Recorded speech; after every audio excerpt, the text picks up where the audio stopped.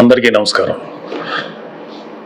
జన సైనికులకి, వీర మహిళలకి, నాయకులకి, ముఖ్యంగా పిఠాపురం జన సైనికులకి, వీర మహిళలకి, అలాగే కూటమిలో ఉన్నటువంటి ప్రతి నాయకుడికి, ప్రతి కార్యకర్తకి నా ధన్యవాదాలు.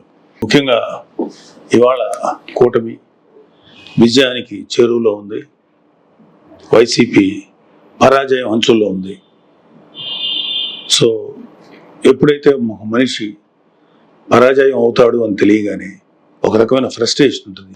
ఒక కైండ్ ఆఫ్ వైలెన్స్ చేయడానికి, గొడవలు చేయడానికి సన్నద్ధులు అవుతుంటారు.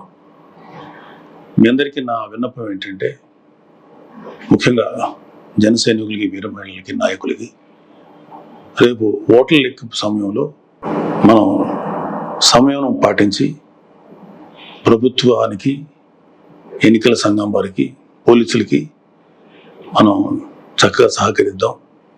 అలాగే వైసీపీ వారి యొక్క ఎటువంటి కవింపు చర్యలకి ప్రతిస్పందించద్దు అని చెప్పి మిమ్మల్ని అందరినీ మనస్ఫూర్తిగా కోరుకుంటున్నాను. ఎందుకంటే ఏమీ లేని నాకు ఎగిరెగిరి పడుతుంది, అన్నీ నాకు అణిమణిగా ఉంటుంది అన్నట్టు మనందరం సైలెంట్గానే ఉందాం. కుటుంబ సభ్యులందరికీ, అలాగే జనసేన కార్యకర్తలకి, వీర మహిళలందరికీ ఒక మనవి, మనం ప్రజాస్వామ్యాన్ని గౌరవిద్దాం. ప్రజాస్వామ్యానికి వ్యతిరేకంగా మనం ఏం చేయొద్దు. పోలీసులకి, ఎన్నికల సంఘానికి సంపూర్ణంగా సహకరిద్దాం.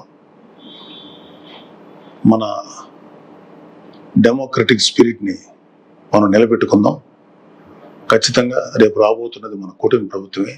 కాబట్టి ఓడిపోయే వాళ్ళు చేసేటువంటి కవింపు చర్యలకి, వాళ్ళు చేసేటువంటి అల్లర్లకి మీరు ప్రతిస్పందించద్దు. Thank you very much. All the best. అందరికీ నమస్కారం.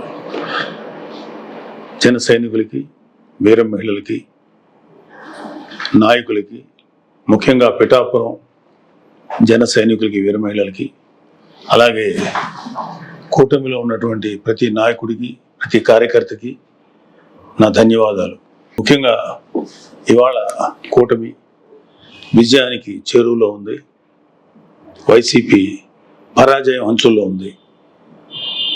సో ఎప్పుడైతే ఒక మనిషి పరాజయం అవుతాడు అని తెలియగానే ఒక రకమైన ఫ్రస్ట్రేషన్ ఉంటుంది. ఒక కైండ్ ఆఫ్ వైలెన్స్ చేయడానికి, గొడవలు చేయడానికి సన్నద్ధులు అవుతుంటారు. మీ అందరికీ నా విన్నపం ఏంటంటే, ముఖ్యంగా జన సైనికులకి, వీర మహిళలకి, నాయకులకి, రేపు ఓట్ల లెక్కింపు సమయంలో మనం సమయం పాటించి ప్రభుత్వానికి, ఎన్నికల సంఘం వారికి, పోలీసులకి మనం చక్కగా సహకరిద్దాం.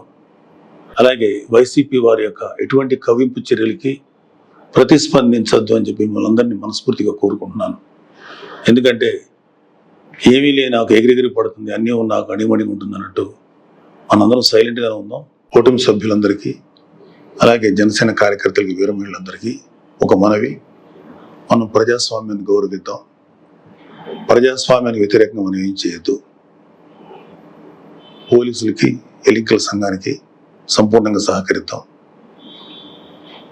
మన డెమోక్రటిక్ స్పిరిట్ని మనం నిలబెట్టుకుందాం. ఖచ్చితంగా రేపు రాబోతున్నది మన కూటమి ప్రభుత్వమే.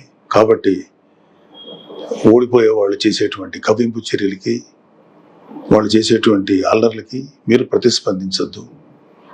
Thank you very much. All the best.